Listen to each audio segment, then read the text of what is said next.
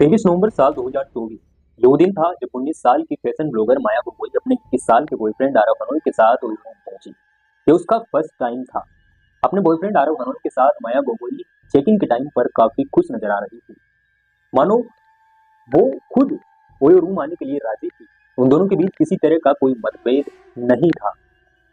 24 नवंबर के दिन लगभग 11 बजे होटल स्टाफ ने जैसे ही माया गोगोई के रूम में कॉल किया तो उनके बॉयफ्रेंड आरव हनोई ने फोन उठाया। होटल स्टाफ ने उन्हें चेकआउट के टाइम के बारे में पूछा। आरव हनोई ने कहा कि वो एक दिन और रुकना चाहते हैं। अगले दिन जैसे ही वापस उसी टाइम पर होटल स्टाफ ने उन्हें चेकआउट के टाइम के बारे में पूछा तो आरव हनोई ने फिर से एक बार वही बात कही। आरव हनोई ने कहा कि वो एक दिन और रुकना चाहते हैं। अब तारीख थी 26 नवंबर साल 2024। होटल स्टाफ ने वापस से आरव हनोई को यानी कि माया गोगोई के रूम में कॉल करके पूछा कि आपको चेकआउट कब करना है। इस पर आरव हनोई ने कहा कि वो आज ही चेकआउट करना चाहते हैं। सुबह लगभग 8:13 का समय था। आरव हनोई अपने रूम से निकलता है और अकेला ही होटल से बाहर चले जाता है। होटल स्टाफ को लग रहा था कि वो शायद बाहर कुछ खाने पीने का सामान या फिर सिगरेट वगैरह लाने गया होगा, लेकिन लगभग 11 बज चुके थे। चेकआउट का टाइम हो चुका था। आरव हनोई वापस से होटल रूम नहीं आता है। ऐसे में फिर से होटल स्टाफ ने 11 बजे माया गोगोई के रूम में कॉल किया, लेकिन इस बार किसी ने फोन नहीं उठाया। इस पर होटल स्टाफ ने आरव हनोई के पर्सनल नंबर पर भी कॉल किया, लेकिन उस पर भी किसी तरह का कोई रेस्पॉन्स नहीं आया। जब लगभग 12 बज चुके थे तब होटल के एक स्टाफ के बंदे ने उस रूम में जाने की हिम्मत की। जैसे ही वो उस रूम के अंदर एंटर होता है वो बुरी तरह से वो मंजर देखकर डर जाता है। वो भागकर अपने होटल के साथी स्टाफ को बुलाता है। जैसे ही बाकी का स्टाफ आता है रूम के अंदर देखता है, पूरा का पूरा स्टाफ सन्न हो जाता है। रूम में एक तरफ माया गोगोई की लाश पड़ी थी। उसके सिर पर 10 बार चाकुओं से वार किया गया था। उसके सीने पर भी जख्म के निशान थे और उसका चेहरा बुरी तरह से बिगाड़ दिया गया था। अब होटल स्टाफ को समझ में आ चुका था कि माया गोगोई का मर्डर हो चुका है। माया गोगोई की उम्र मात्र 19 साल थी और वो असम की एक फेमस फैशन ब्लॉगर हुआ करती थी। अपने वीडियो शूट करती थी और युवाओं में काफी लोकप्रिय भी थी। माया गोगोई का इस तरह से कत्ल होटल स्टाफ ने पुलिस की ओर इशारा किया। जैसे ही होटल स्टाफ ने पुलिस को कॉल किया वहां पर पुलिस की टीम आनन फानन में आती है।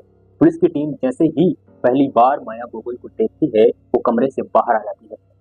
उन्होंने आज तक ऐसा दर्दनाक मर्डर कभी नहीं देखा था। माया गोगोई जो एक असम की फेमस फैशन ब्लॉगर थी, उसका इस तरह से कत्ल कैसे हो सकता था।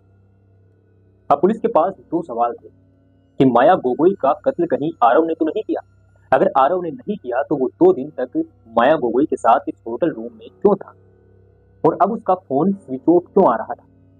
पहली बार पुलिस ने जब इस मामले की सुई घुमाई तो सबसे पहला शक उसी के बॉयफ्रेंड आरव पर गया। आरव को सेंटर पॉइंट में रखकर पुलिस ने अपनी जांच शुरू की। इसके लिए एक अलग टीम भी बनी। माया गोगोई के घर वालों को भी सूचित कर दिया गया कि उनका इस तरह से मर्डर हो चुका है। लगभग सीसीटीवी में देखा गया कि आरव यहाँ से निकलने के बाद अपने फोन से एक कैब बुक करता है। कैब बुक करने के बाद वो रेलवे स्टेशन जाता है, लेकिन उसके बाद उसका फोन स्विच ऑफ था। इसके कुछ दिनों बाद ही आरव का फोन अचानक से ऑन होता है। जैसे ही ऑन होता है पुलिस वालों ने उसकी लोकेशन ट्रेस कर ली। वो दरअसल हिमाचल, हरियाणा, पंजाब होता हुआ राजस्थान से निकला था। उसकी लोकेशन जैसे ही हिमाचल के आसपास आई, पुलिस की एक टीम वहां पर पहुंची और आरव हनोई को गिरफ्तार कर लिया। अब पुलिस के सामने आरव हनोई था।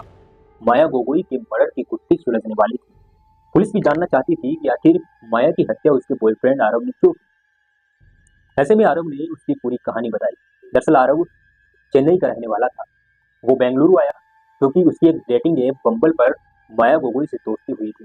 दोस्ती के बाद वो बेंगलुरु आता है। यहाँ पर माया गोगोई उसे एक फर्म में 15,000 की सैलरी वाली जॉब भी दिला देती है। दोनों हंसी खुशी से रहते हैं। माया गोगोई को उससे पहले आरव ने प्रपोज किया था लिविंग में रहने के लिए, लेकिन माया ने इसे सिरे से खारिज कर दिया। दरअसल माया गोगोई अपने बहन और अपने कजिन के साथ किराए के मकान में रहती थी। बेंगलुरु में रहते हुए वो एक कंपनी में काम भी किया करती थी और पैसे से फेमस फैशन ब्लॉगर भी थी। अब दोनों एक साथ रहने लगते हैं। धीरे धीरे जैसे आरव से पूछताछ होती है, आरव ने पूरा सच कबूला। आरव ने बताया कि इन दोनों के बीच रिलेशन था, लेकिन जब आरव ने माया गोगोई को कहा कि वो उसके साथ लिविंग में रहना चाहता है तो उसने साफ साफ मना कर दिया। ये बात आरव को एक बार के लिए खन गई। लेकिन फिर आरव ने मान लिया कि चलो कोई बात नहीं। इसके बाद आरव लगातार देखता गया। दोनों रिलेशन में थे। माया गोगोई अपने साथी दोस्तों के साथ काफी क्लोज थी। अब आरव को लगने लगा था कि यार मैं चेन्नई छोड़कर बेंगलुरु इस लड़की के लिए आया हूँ, लेकिन ये लड़की उसे अब पूछ भी नहीं रही है। यानी माया गोगोई अपने दोस्तों को ज्यादा टाइम देती थी, आरव को बिल्कुल भी टाइम नहीं देती थी, और यही बात आरव को खटक गई। माया गोगोई के अपने दोस्तों से करीब रहना आरव को अच्छा नहीं लगा। आरव ने बाद में माया गोगोई से कहा कि वो लिविंग में तो नहीं रह सकते, लेकिन एक रात दोनों एक साथ होटल में बिता सकते हैं।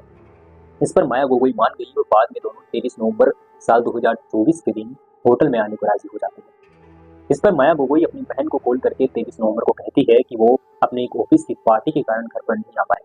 अगले दिन फिर से माया गोगोई की बहन के फोन पर माया गोगोई के फोन से एक मैसेज गया हुआ था। इस मैसेज में लिखा था कि वो आज भी अपनी पार्टी में रुकी हुई है और आज भी घर नहीं आएगी।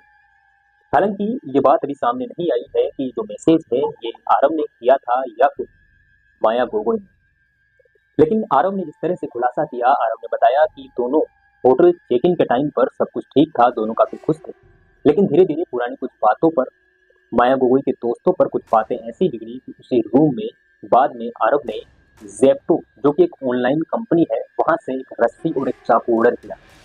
उसी होटल रूम में रहते हुए उसने माया गोगोई से छुप कर ये सब ऑर्डर किया। अगले दिन होटल के बाहर जेप्टो कंपनी का एक डिलीवरी बॉय आता है, वहां पर उसे रस्सी और चाकू देकर जाता है। ये सब हो ही रहा था कि उसके बाद जैसे ही वो ये सारा सामान लेकर होटल रूम पहुंचा, उसने पूरी तरह से सोच लिया था कि अब माया का कत्ल करना है। उस चाकू से उसने माया गोगोई पर 10 बार सिर पर वार किए। उसकी हालत बहुत खराब हो चुकी थी, उसका चेहरा बिगड़ चुका था। अब आरव ने मान लिया था कि उसने बाद में उसकी ब्रेस्ट पर काफी सारे लात और घूंसे भी दिए थे। हालांकि पुलिस की पोस्टमार्टम रिपोर्ट में ये पाया गया कि माया गोगोई की हत्या चाकुओं से पहले उसके ब्रेस्ट पर मारने से हो चुकी थी। मरने के बाद आरव ने माया पर चाकू से वार किया था और एक नहीं लगभग 10 वार उसके सिर पर किए गए थे। ऐसे माया गोगोई असम के रहने वाली एक बड़ी फैशन ब्लॉगर का ये जो केस था, ये पुलिस को सुलझा।